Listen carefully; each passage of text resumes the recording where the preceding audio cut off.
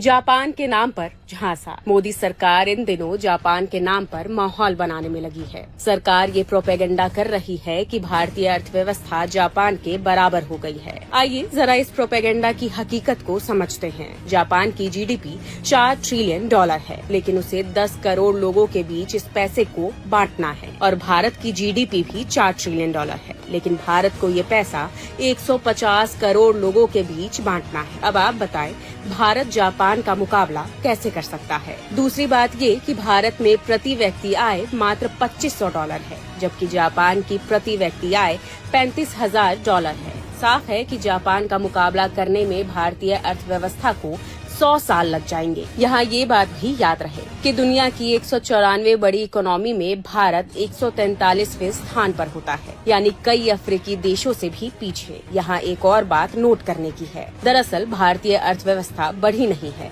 बल्कि जापान में ageing population के कारण आर्थिक ग्रोथ रुक गया है। एक और अहम बात ये है कि भारत का 4 ट्रिलियन डॉलर आम जनता के पास नहीं है। मोदी सरकार में भारत के 1% पूंजीवादी देश के 40% संसाधनों पर कब्जा जमाए बैठे हैं। भारत के 13 करोड़ लोग अत्यंत गरीबी में जी रहे हैं। देश के 20 करोड़ लोग हर रोज भूखे पेट सोने को मजबूर हैं।